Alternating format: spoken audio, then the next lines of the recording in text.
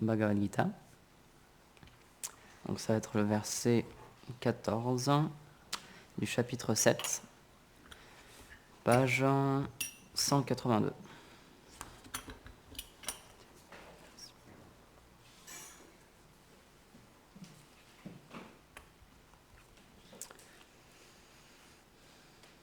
Donc c'est le chapitre 7 qui s'intitule Vijnana Yoga, le yoga à travers la réalisation de la connaissance transcendantale. Om Namo Bhagavate Vasudevaya.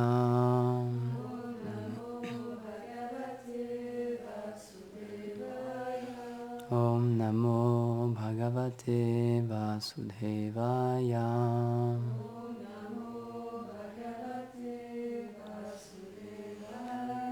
Om Namo Bhagavate Vasudevaya.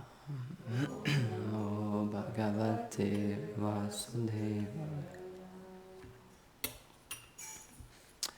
Devi Yesha Gunamai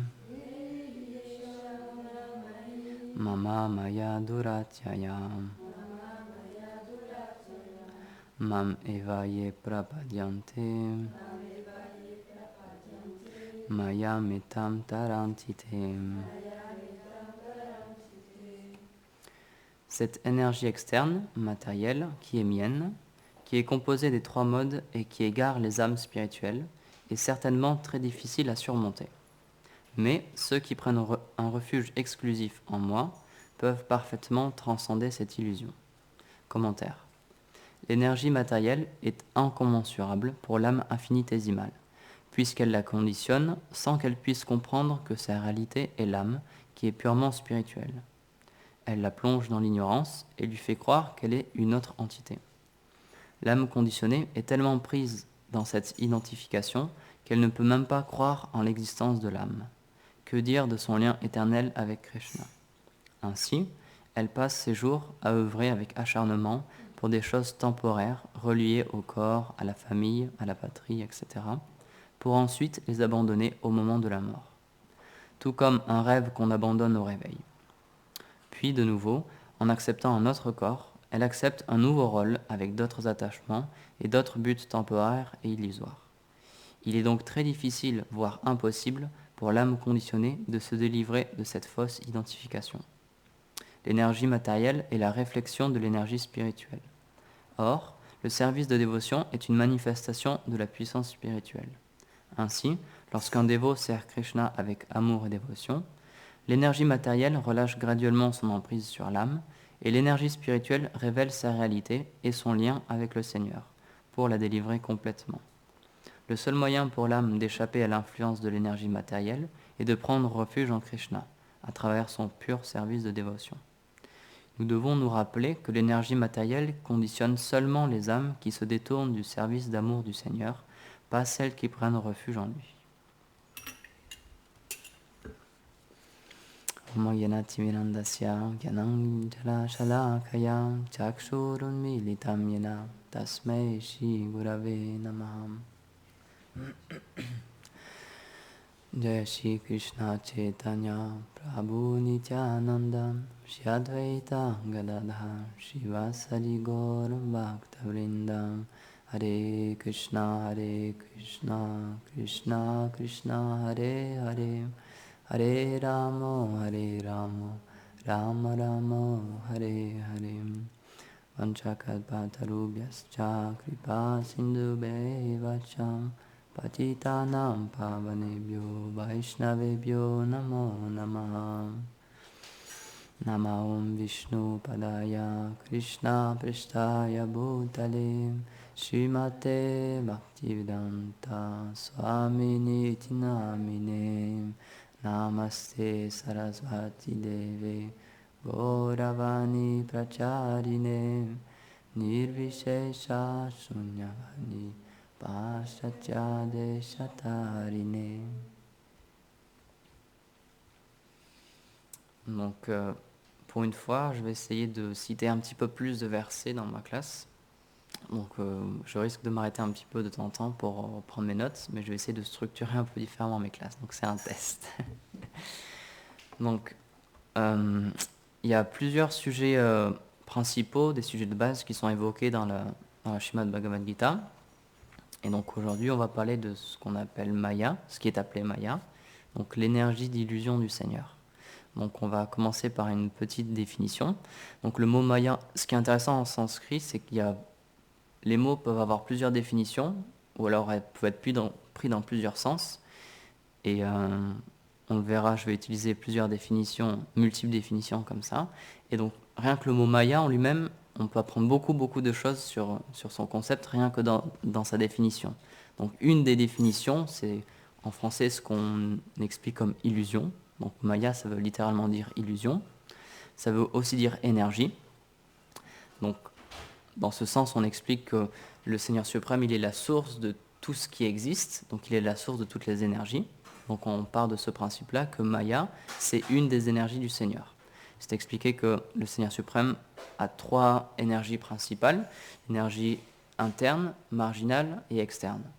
Et donc Maya, ça fait partie d'une de ces énergies-là. Et donc ce qui est important à comprendre dès le début, c'est que c'est une énergie spirituelle, puisqu'elle a été créée par Krishna, puisque c'est lui qui la possède, c'est lui qui en est le possesseur, le créateur, ça reste une énergie spirituelle. Même si on explique que c'est une illusion, on peut la définir comme une énergie matérielle, c'est vrai, mais elle reste quand même la propriété du Seigneur. Il y a un verset dans la Bhagavad Gita qui explique que l'énergie matérielle, donc Maya, est toujours subordonnée au Seigneur suprême. Elle n'est pas indépendante. Donc c'est pour ça que dans notre philosophie, on explique que le Seigneur suprême, il est suprême puisqu'il contrôle absolument tout ce qui existe. Tout ce qui existe a été créé par lui et pour lui, et donc il est absolument en contrôle de tout. Donc il n'existe pas une entité ou même une énergie qui forcerait les âmes spirituelles à rester conditionnées. Il n'y a rien qui est indépendant du Seigneur.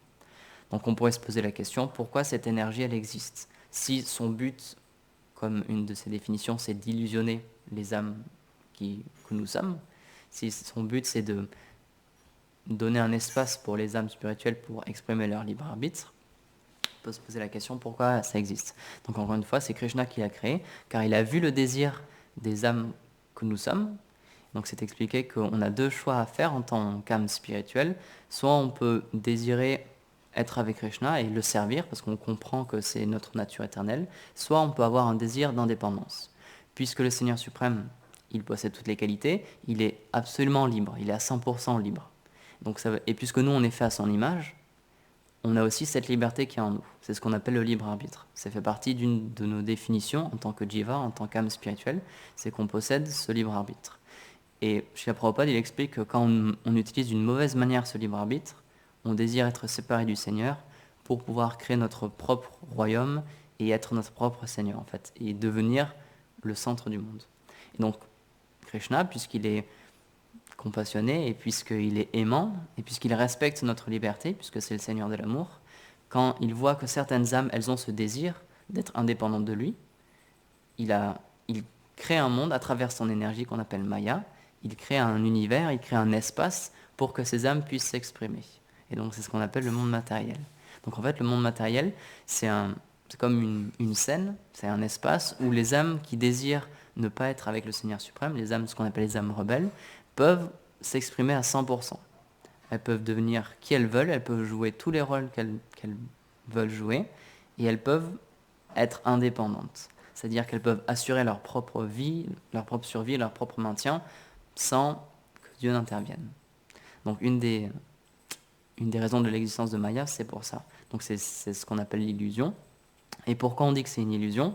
Parce que dans ce monde, on pense que Dieu n'existe pas, on pense qu'on est le propre maintien de notre vie, et on pense qu'on contrôle notre vie, notre corps, nos pensées et tout ce qui est autour de nous.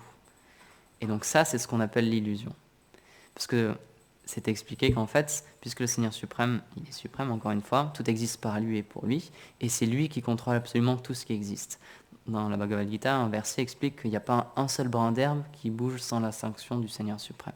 Tout est sous sa supervision, il est au courant de tout ce qui se passe.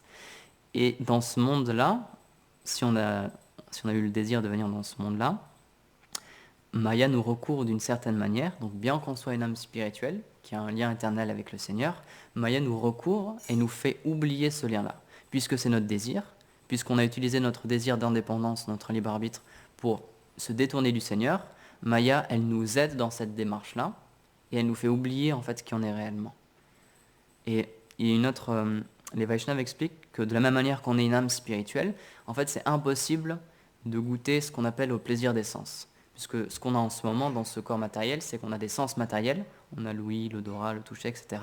Et avec ces choses-là, on cherche la gratification des sens grossiers, des sens subtils. Mais c'est expliqué qu'une âme spirituelle, elle ne peut pas être en contact avec ce monde directement. Donc pour faciliter cette chose-là, encore une fois, puisqu'on a un désir de expérimenter les choses par nous-mêmes, c'est expliqué en fait le Seigneur, à travers une autre de ses énergies, il nous donne un corps adapté et il recouvre l'âme d'un corps matériel. Donc le corps qu'on a en ce moment, il nous permet d'avoir un contact avec ce monde matériel, de goûter ce monde matériel. Parce que si on était seulement l'âme spirituelle, elle peut pas, elle est complètement au-delà en fait de la matière. Donc elle pourrait même pas avoir de contact avec ce monde. Mais puisqu'on a un désir de venir ici et de faire notre vie ici, le Seigneur fait les arrangements pour qu'on obtienne un corps grossier et un corps subtil qui sont adaptés pour vivre sur cette plateforme matérielle, littéralement. Donc ça, c'est une des premières définitions. Donc c'est ce qu'on appelle l'illusion, de penser que Dieu n'existe pas et que notre corps matériel est notre corps grossier, notre corps subtil qui nous a été donné pour une seule vie, croire que cette chose-là, c'est réellement notre identité. Bon, le corps subtil, il peut nous suivre de vie en vie, donc c'est un peu différent, mais on va partir de cette base-là que l'illusion, c'est de penser que cette chose-là, c'est notre seule réalité et qu'il n'existe rien d'autre. Hier soir, c'est intéressant, j'ai eu une connaissance sur Facebook qui a partagé comme une petite histoire. Donc elle n'a pas dit l'auteur, c'était pas elle qui l'avait écrit, mais elle avait partagé quelque chose. C'est l'histoire de deux enfants, en fait, de deux jumeaux qui sont dans le ventre de la mère, qui n'ont pas pris naissance encore, et qui discutent entre eux. Donc c'est une histoire évidemment, mais il y a l'un d'entre eux qui dit « Je me demande qu'est-ce qui va se passer après ça, après le moment où on est dans le ventre. Je me demande qu'est-ce qui existe au-delà de ça. » Et il y en a un qui dit « Mais non, mais il n'y a rien qui existe, hein. On a juste une existence ici, on est nourri par le cordon ombilical, et puis voilà, après c'est tout. Après on disparaît, quoi. » Et il lui dit « Non, mais je pense vraiment il doit y avoir quelque chose quand même. Il y a peut-être quelqu'un qui nous donne à manger, peut-être c'est une personne qui s'occupe de nous. » Il dit « Mais non, tu sais très bien que ça vient comme ça, la nourriture, c'est tout, il y a personne derrière tout ça. » Il dit « Non, mais je pense vraiment qu'il doit y avoir une existence au-delà de ça. » Il dit « Mais non, regarde, personne n'en est revenu. Est-ce que tu as vu quelqu'un déjà qui est sorti et qui est revenu et qui t'a dit ce qui se passait ?» Il dit « Bah non, j'ai jamais vu ça. » Il dit « Non, donc moi je pense vraiment qu'après ça, il n'y a absolument rien du tout. » Donc c'est une discussion qui continue comme ça. Donc c'est vraiment très intéressant. C'est pas du tout c'est pas un dévot qui a écrit cette histoire-là, mais j'ai trouvé ça vraiment intéressant. On peut prendre strictement le même concept de la vie matérielle maintenant, en fait. De la même manière que pendant un certain temps, pendant 9 mois, on a été en gestation, on a été dans le corps de notre mère. De la même manière, on est sorti de ce corps, on a été une propre entité, on a pu grandir, on a développé une relation avec notre père, avec notre mère, on a pu faire plein d'activités. De la même manière, en fait, ce monde matériel, c'est juste comme une sphère, en fait, c'est juste comme un espace, et il y a une existence au-delà de ça. Et la spiritualité répond à cette question. Elle répond à la question, qu'est-ce qui existe au-delà de ce que je peux percevoir maintenant, de ma réalité immédiate? De la même manière qu'un enfant, quand il est dans le ventre de sa mère, tout ce qu'il peut percevoir, c'est juste le ventre de sa mère, et c'est juste l'environnement externe qui l'entoure. Il ne peut pas voir ce qui est au-delà. De la même manière, quand on est une âme conditionnée et qu'on a un corps matériel qui nous conditionne, on ne peut pas percevoir ce qu'on appelle le spirituel. On ne peut pas percevoir ce qui est au-delà des sens matériels. On est conditionné par nos yeux, qui sont des yeux matériels en ce moment, par notre toucher, etc. Donc, on a des tentatives dans notre société, on a des tentatives pour essayer de découvrir qu'est-ce qu'il y a au-delà. Mais le problème, c'est que si on utilise nos sens imparfaits, on va obtenir un résultat imparfait. Et il y a un exemple que j'aime beaucoup prendre, c'est nos sens sont tellement imparfaits, notre vision est tellement imparfaite, que si on est dans une pièce noire, donc absolument sans lumière, où on ferme les fenêtres, on ferme la lumière, on est incapable de voir notre propre main qui est à moins d'1 mètre de nous. Et c'est avec ces yeux-là qu'on essaye de comprendre l'univers et de comprendre où s'arrête l'univers et qu'est-ce qu'il y a au-delà de l'univers. Donc dès le début, on part avec des instruments qui sont faillibles, on part avec des instruments qui sont limités. Donc ça, c'est encore une fois, c'est un des principes de base, c'est que Maya, elle nous conditionne et elle nous fait penser qu'on est ce corps et que la seule chose qu'on peut découvrir, en fait, c'est ce qui est ce qu'on peut voir avec nos yeux. La vie spirituelle, elle propose une alternative, elle propose de faire une plongée dans notre cœur, en fait, pour essayer de, en se posant une seule question, qui suis-je réellement? Est-ce que je suis vraiment ce corps qui change avec le temps? Quand j'étais enfant, j'avais cette taille-là, mes cheveux avaient telle couleur. Par exemple, même les enfants, ils changent de couleur de cheveux. Très souvent, les enfants, quand ils sont jeunes, les enfants qui ont des cheveux clairs, ils ont les cheveux blonds, mais vraiment très blonds. Et avec le fil du temps, leurs cheveux vont vraiment changer. De la même manière, c'est expliqué que toutes les cellules de notre corps se régénèrent, et donc elles changent. Donc, scientifiquement parlant, on a un corps qui est 100% différent d'il y a 5 ou 10 ans. Je crois que c'est 7 ans ou quelque chose comme ça, je ne me souviens plus du chiffre. Donc le corps qu'on a en ce moment, c'est déjà une réincarnation, parce que c'est absolument pas le corps qu'on avait quand on est né. De la même manière qu'on a perdu nos dents, quand on a eu des dents, ensuite on les a perdues, les dents de lait, ensuite on a eu d'autres dents, on a changé de corps, c'est plus du tout les mêmes dents qu'avant. Donc de la même manière qu'on peut observer ce fait-là à un petit niveau, on peut voir que notre corps change, on peut voir qu'on perd certaines parties de notre corps, etc. Il faut comprendre que le corps en général, le corps grossier et le corps subtil, donc le mental, l'intelligence et le faux ego, c'est seulement quelque chose de temporaire. Et que, puisqu'on est dans le monde matériel, on est dans ce qu'on appelle le samsara, donc c'est le cycle des morts et des renaissances. Donc là, on va reprendre le concept de Maya. Tant qu'on désire rester dans ce monde, on va aller de corps en corps. Donc c'est intéressant parce que dans le commentaire, c'est expliqué. L'âme conditionnée est tellement prise dans cette identification qu'elle ne peut même pas croire en l'existence de l'âme. Que dire de son lien éternel avec Krishna? Ainsi, elle passe ses jours à œuvrer avec acharnement pour des choses temporaires, reliées au corps, à la famille, à la patrie, pour ensuite les abandonner au moment de la mort. Donc ça, c'est un point vraiment intéressant. Srila Prabhupada, il explique cette chose-là aussi dans un de ses commentaires, il prend exactement le même exemple. Il dit, regardez, par exemple, je peux penser que je suis indien, parce que je suis né en Inde. Vous pouvez penser que vous êtes américain ou que vous êtes français. Mais combien de temps cette identification va rester? Vous pensez que vous êtes français, donc vous essayez de travailler pour votre patrie, vous essayez de défendre votre patrie, etc. Parce que c'est votre identité. Je suis français, donc j'ai un besoin de la défendre, il faut que je serve de telle manière, de telle manière. Il dit, regardez, quand vous allez quitter votre corps, cette identification ne va plus exister. Donc vous n'aurez plus aucune raison de défendre votre patrie ou de travailler pour elle.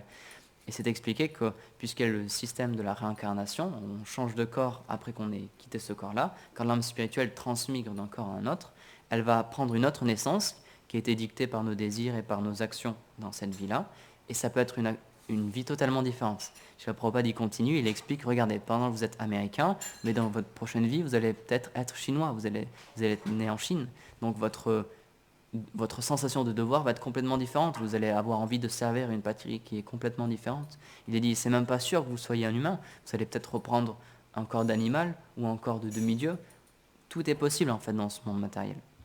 Et donc, l'illusion aussi, c'est de penser que ce qui est rattaché à ce corps maintenant, donc ça peut être ma famille, mon travail, ma patrie, etc., penser que ces choses-là sont les seules choses tangibles et réelles et faire beaucoup d'efforts pour essayer de les maintenir.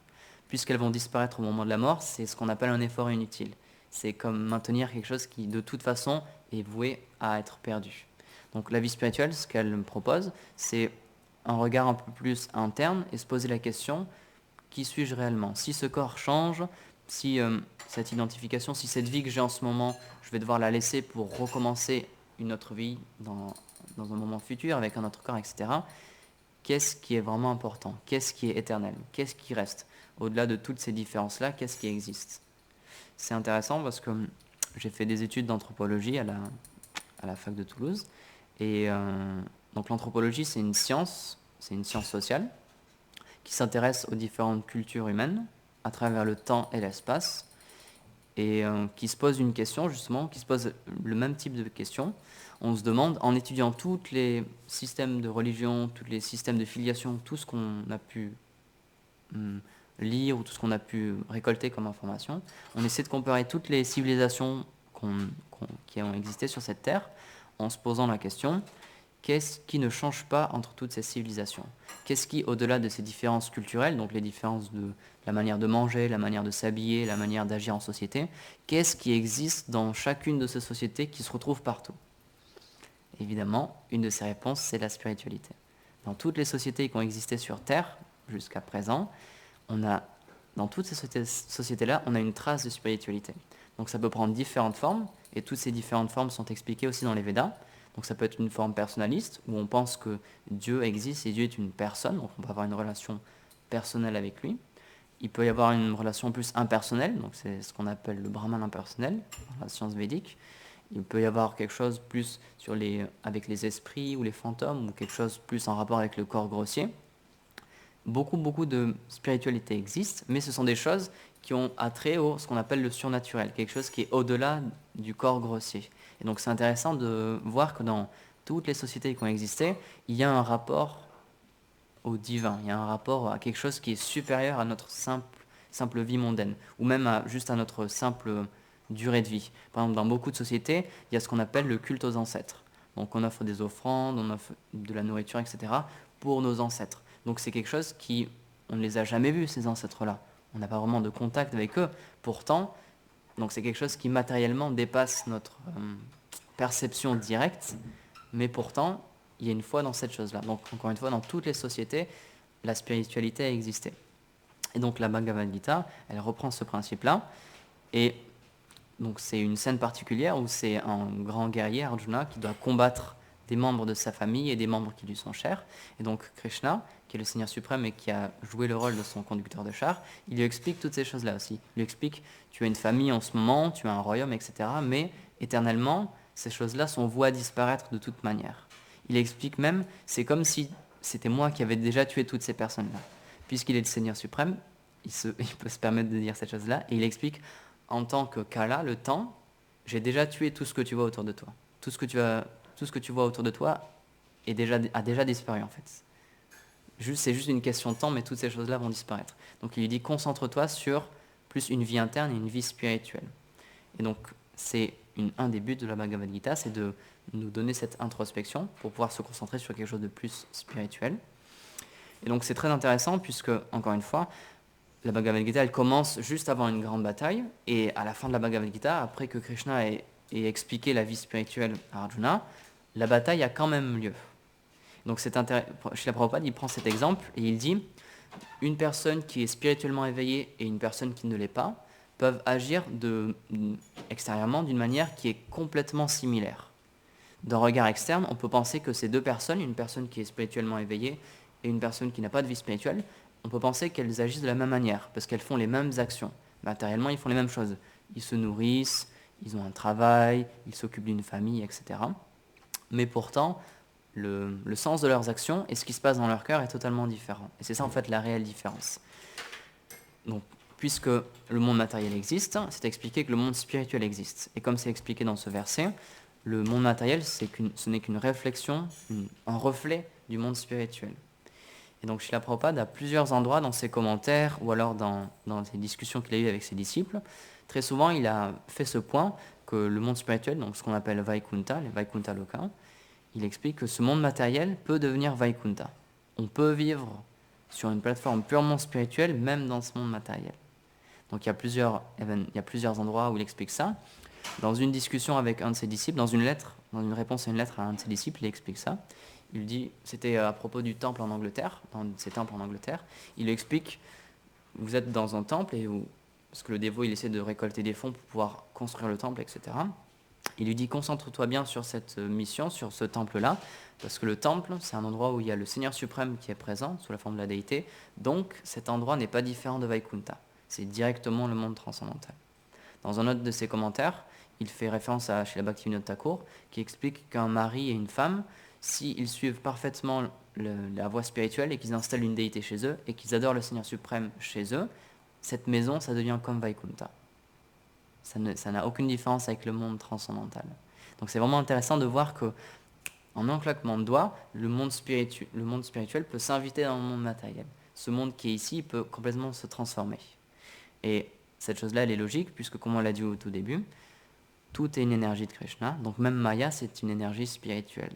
Donc elle devient matérielle seulement si nous, on désire qu'elle soit là pour notre propre bienfait, pour qu'on puisse en tirer une satisfaction personnelle, pour qu'on puisse en extraire une jouissance personnelle. À ce moment-là, Maya, elle voile notre identité réelle, elle voile le Seigneur suprême, et elle est ce qu'on appelle l'illusion. C'est ce qu'on appelle le monde matérielle.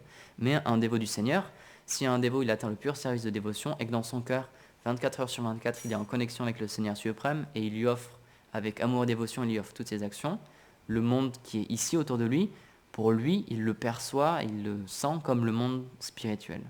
Donc Srila Prabhupada, il explique ce point-là qui est vraiment intéressant. Il dit un pur dévot, quelqu'un qui a atteint le pur service de dévotion, il n'a pas de désir forcément de quitter ce monde-là, puisque dans son cœur, il est déjà situé dans le monde transcendantal, il est entièrement satisfait. Son seul désir, la seule prière qu'il a pour le Seigneur, c'est de pouvoir rester dans l'association des dévots du Seigneur et de pouvoir continuer à entendre les gloires du Seigneur.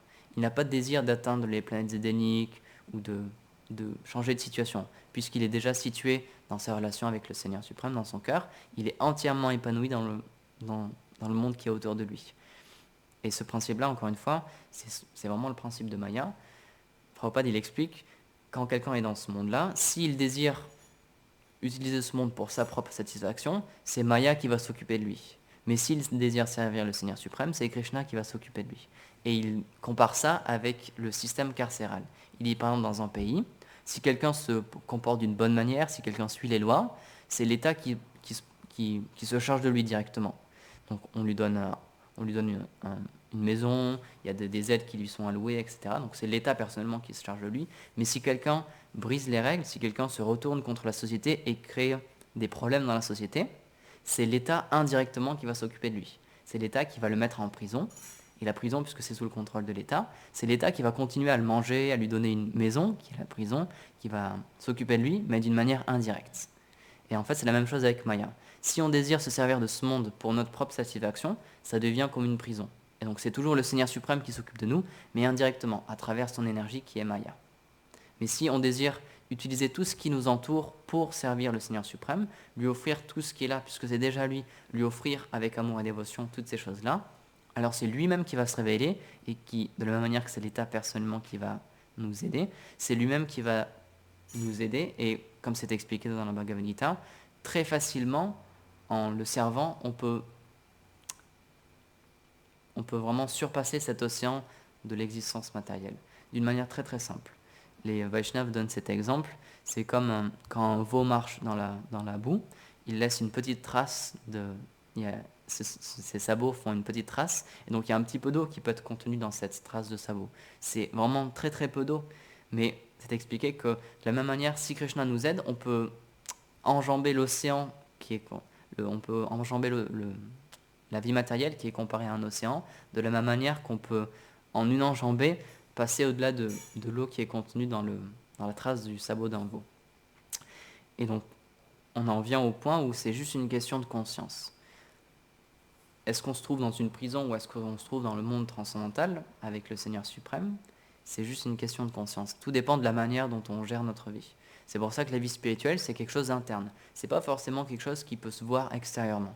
Quelqu'un peut être habillé de telle ou telle manière, peut vivre dans tel pays ou dans tel pays, dans telle condition ou dans telle condition, il peut être marié ou non. Toutes ces choses-là, peu importe, c'est simplement ce qu'il y a dans le cœur qui est important. Il y a un disciple de Srila Prabhupada qui donnait cet exemple dans une de ses classes. Il expliquait, si quelqu'un est conscient de Dieu et qu'il est dans une prison, donc s'il a été incarcéré pour X ou X raison, alors il ne sera plus dans une prison, il sera dans un endroit qui va le permettre de se réaliser spirituellement. Donc c'est ultra puissant comme chose, comme idée en fait.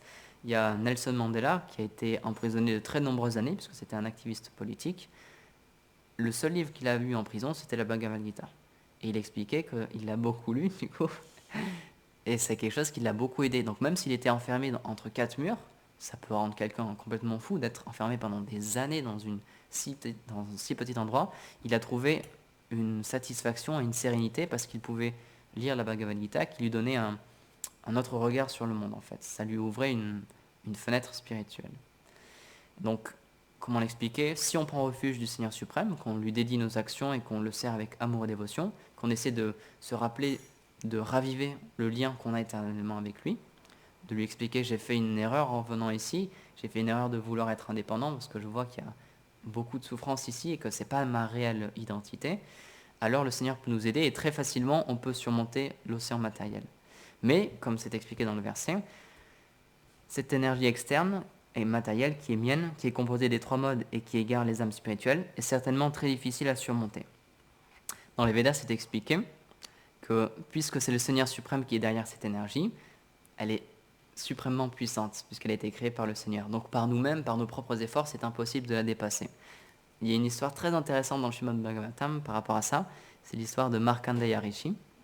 Donc Markandeya Rishi, c'était quelqu'un qui avait fait, c'était un sage, qui avait fait de très très très sévères austérités pendant de très nombreuses années, et qui avait atteint un niveau d'austérité extrêmement élevé, donc il avait des pouvoirs mystiques très très très très très puissants, à tel point qu'il commençait à faire peur aux demi-dieux, parce qu'il était extrêmement puissant. Il était tellement puissant qu'à un moment, les demi-dieux, ils ont voulu le faire tomber de sa position, parce qu'il commençait à être dangereux pour eux, parce que les demi-dieux, ils ont cette tendance à avoir peur pour leur position. Puisqu'ils s'identifient, encore une fois, en étant à être des demi-dieux, ils ont peur que quelqu'un prenne leur place. Donc ils ont eu peur que ce Markandeya Rishi leur pose des problèmes, donc ils ont envoyé Kamadev, donc qui est l'énergie de Maya, qui est ce qu'on appelle Cupidon, pour faire tomber ce sage. Et donc c'est expliqué que dans cet univers matériel, il y a ce qu'on appelle la concupiscence, et c'est cette énergie-là en fait qui nous fait rester vie après vie dans ce monde-là. Donc c'est une énergie extrêmement puissante, mais pour une raison ou pour une autre, parce que ce sage était vraiment très avancé, c'est expliqué qu'il a résisté à l'assaut de Cupidon, et il était complètement pas perturbé par cette chose-là. Donc les devas, ils ont été vraiment très surpris, mais dans son fort intérieur, il a commencé à être un petit peu, à se sentir vraiment supérieur. Il a commencé à avoir un peu d'orgueil. Et donc le Seigneur suprême, il a vu cette chose-là. Donc il a décidé de venir le voir.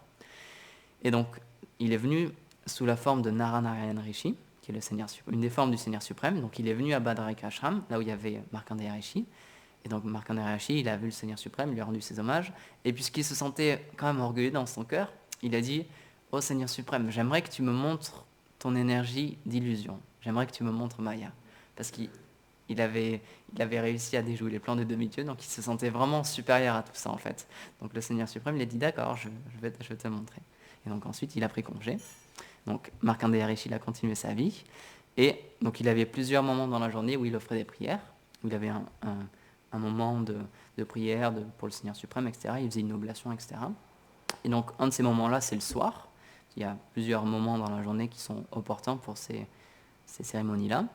Et donc un soir, il s'est assis devant son ashram et il a commencé à offrir des prières pour le Seigneur suprême. Et à ce moment-là, il a été un petit peu dérangé parce qu'il a entendu un bruit au loin et il a vu donc il était dans la montagne, il a vu qu'au loin il y a des nuages très très très très très sombres qui s'approchaient, des nuages vraiment très très menaçants. Et il y avait le tonnerre, etc. qui se rapprochait et tout. Donc il a commencé à être un petit peu dérangé et ces nuages ont avancé très très vite et en très peu de temps, il y a une pluie torrentielle qui s'est abattue sur son ashram. Et ça a pris des proportions absolument surdimensionnées, et donc il y a des torrents de pluie qui ont commencé à se déverser sur son ashram, à tel point qu'il a dû arrêter sa méditation, il s'est levé, et l'eau a continué à grandir, à tel point qu'à un moment, il y a eu un océan d'eau. Tout son ashram, toute la montagne a été complètement recouverte dans l'eau. Et donc en un rien de temps, il n'a pas compris pourquoi, il s'est retrouvé dans un océan ballotté par des vagues immenses. Il y avait donc une pluie torrentielle qui continuait, il y avait un vent qui le ballottait à droite, à gauche, en haut, en bas. Et il a commencé à voir des alligators, il commençait à y avoir des baleines, il a commencé à voir ce qu'on appelle des timingilas, donc c'est des poissons qui peuvent manger des baleines. Il a commencé à avoir extrêmement peur, donc il a cherché à se débattre de cette situation.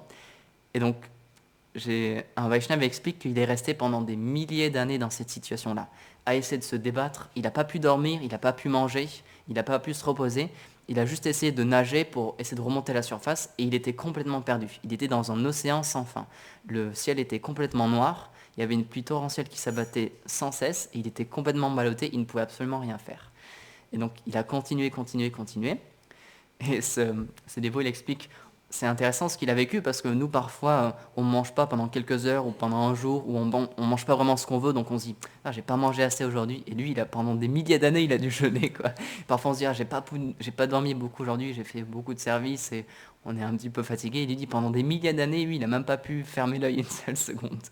Donc il a été dans cette condition pendant très longtemps. complètement égaré. Et à un moment donné, au loin, pour la première fois, il a vu la terre. Il a vu une petite île. Donc, en désespoir de cause, il s'est dirigé tant bien que mal, il s'est dirigé vers cette île. Donc, après un certain moment, il a pu s'approcher et il a vu qu'il y avait beaucoup de verdure sur cette île. Il a vu un énorme arbre banyan. Donc, les arbres banyans en Inde, c'est des très très très grands arbres, avec des très grandes feuilles aussi. Et donc, en se rapprochant, il a vu que sur une de ces feuilles d'arbre banyan, il y avait un enfant, un tout petit enfant. Et quand il l'a vu, quand il a posé ses yeux sur lui, il a été complètement satisfait. Il a complètement oublié la situation dans laquelle il était, où il avait froid, où il avait faim, etc. Et il n'a pas su il n'a pas su dire pourquoi, mais il s'est senti complètement satisfait. Et la seule chose qu'il désirait, c'est de continuer à voir ce jeune enfant. Donc il a porté son regard sur lui, il a continué à avancer, et donc il a vu que c'était un enfant assez spécial, qui avait un teint sombre, qui avait des boucles noires, qui avait des cheveux noirs, qui avait des ornements qui paraissaient son corps. Et au moment où il a croisé son regard, où il a posé ses yeux dans ses yeux, à ce moment-là, l'enfant il a inhalé, et Markandeya Rishi, il a été transporté dans le corps de cet enfant. Et en entrant dans le corps de cet enfant, il a vu l'univers entier. Il a vu toutes les planètes, il a vu tout le système solaire, il a vu tous les systèmes qui existent dans ce monde matériel, il a vu les différentes couches du monde matériel. Et donc il a été complètement émerveillé. Et ensuite, en un claquement de doigts, quand l'enfant a expiré, il est ressorti du corps de cet enfant. Et donc encore une fois, il a pu le voir en face de lui. Et donc encore une fois, il a été complètement attiré par lui. Mais à ce moment-là, l'enfant, il a disparu. Et il a été encore une fois emporté dans cet océan-là. Donc ça a continué pendant un certain moment. Et à un moment, pour une raison ou pour une autre, en un claquement de doigts, tout a disparu. Il s'est retrouvé assis dans son ashram, en face de son feu de sacrifice. Il n'y avait pas de nuages, il y avait la montagne, comme si rien s'était passé. Au moment où il avait laissé son ashram, il y a quelques milliers d'années qui s'étaient écoulées, pourtant là, il se retrouvait le même soir, au même moment de la journée, juste au moment où il allait commencer à offrir ses prières. Et là, il a compris en fait qu'il avait vu le Seigneur suprême. Et en fait, ce qui l'a sauvé, c'est que quand il a vu cet enfant, la seule chose qu'il a voulu faire en fait, c'est qu'il a voulu lui offrir des prières. Parce qu'il a dit, je suis tellement perdu dans cet océan et tu es une source de satisfaction telle que la seule chose la seule chose qui est apparue dans son cœur, c'est un sentiment de prière. Il a dit, s'il te plaît, aide-moi. Je suis complètement perdu dans cette situation catastrophique. Et quand je te regarde, je ne sais pas pourquoi, mais je suis complètement satisfait. Donc il a eu un élan naturel d'offrir des prières. Et en fait, cet enfant, c'était Gopal, c'était le Seigneur suprême qui avait pris cette forme-là pour pouvoir montrer ce qu'il appelle Maya, ce qu'on appelle l'énergie d'illusion.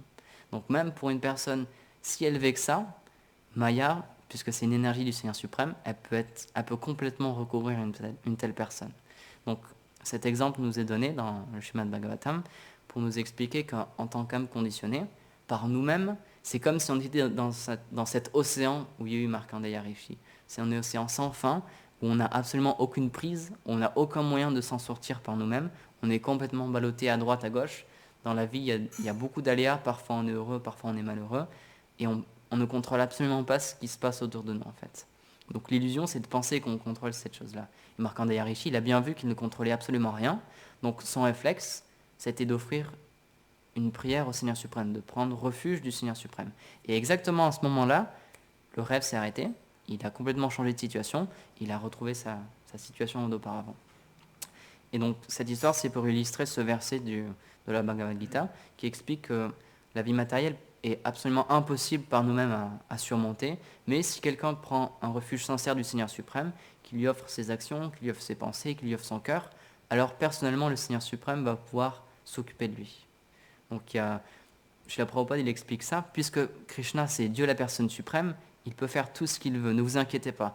Si vous pensez que vous êtes dans une situation beaucoup trop complexe, que vous avez commis beaucoup trop d'actes pécheurs, etc., c'est le Seigneur suprême, il peut absolument tout faire. Donc si, sincèrement, dans notre cœur, on prend refuge de lui, en une seconde, puisque Maya est une énergie de Krishna, Krishna peut lui demander de retirer son emprise, et ensuite, c'est ce qu'on appelle Yoga Maya, c'est l'énergie personnelle de Krishna, l'énergie interne, qui va nous conditionner. C'est son énergie à lui qui va s'occuper de nous. Donc c'est intéressant de voir que la porte de sortie de ce monde matériel, de cette illusion, de cette énergie d'illusion du Seigneur, c'est une autre énergie du Seigneur, mais c'est son énergie interne, son énergie qu'on appelle Yogamaya. C'est elle en fait c'est de elle qu'il faut prendre refuge. De la même manière qu'en ce moment, malheureusement, on prend refuge du monde matériel pour essayer de retirer une satisfaction. Si on prend refuge plutôt du Seigneur suprême, de son service de dévotion et de ses dévots, à ce moment-là, on va pouvoir changer de situation réellement. Donc Srila Prabhupada, il explique que c'est le Seigneur, quand il est venu dans sa forme de Mahaprabhu, il est venu dans cet âge de Kali justement pour les âmes déchues, pour les âmes que nous sommes.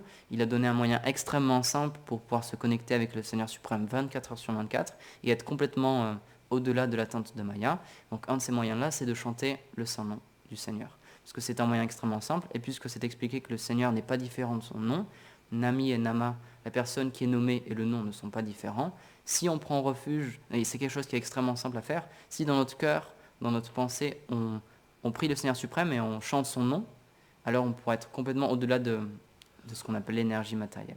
Donc je vais terminer sur ce point, c'est juste une question de conscience, et c'est le mouvement que Mahaprabhu il a vraiment amené. Il s'est appelé Krishna Chaitanya, c'est-à-dire la conscience de Krishna, pour montrer que la manière de quitter l'influence matérielle, la manière de pouvoir quitter ce monde matériel, c'est en offrant notre conscience, notre cœur et notre âme au Seigneur suprême à travers le service de ses dévots. Donc voilà, est-ce qu'il y a des questions, des commentaires? Jai Srimad Bhagavad Gita qui... Oui, allez, voilà, question.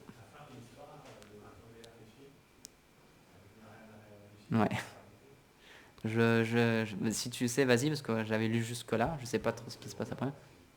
Mais il a vu Krishna sur l'océan en train de surfer sur le voile. Ah ouais. Et il suçait son Oui, c'est ça, il suçait le pouce. Le Seigneur, il expérimentait. En fait, le Seigneur, sur cette feuille de l'arbre banyan, il expérimentait sa propre félicité, en fait.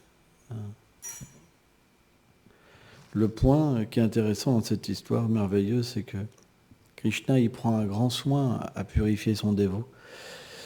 Et c'est pour ça que aussi, il énonce ce verset, même si mon dévot, en fait, il s'écarte de la norme et qu'il fait les pires activités, on doit le considérer comme un saint. C'est que Krishna peut faire même tomber quelqu'un très bas, en fait, pour le purifier complètement. La différence entre un pur dévot et un dévot matérialiste, c'est quand un dévot matérialiste, il est humilié, il s'en va. Et il a une amertume. Alors qu'un dévot qui a une certaine qualification, il voit comme la miséricorde de Krishna et ça lui fait développer l'amour de Dieu. En fait, c'est comme les dernières couches qui s'en vont. Les dernières couches sont très difficiles à enlever. N'oublions pas que Raghunath Das Goswami, il dit que en fait, la position, c'est la dernière chose qui s'enlève. Et donc pour ça, Krishna, il doit faire quelque chose pour ce dévot. Alors parfois, ça se fait d'une manière douce, et parfois, ça peut se faire comme Markandeya, d'une manière qui paraît dure, quoi, comme des tests inimaginables pendant des milliers d'années, un truc de fou, quoi. Hein. Mais quand même, Markandeya, il a eu ce test, mais ça ne s'est pas vu extérieurement. Alors que parfois, des dévots, ça peut se voir extérieurement aussi. Ça dépend ce que Krishna décide.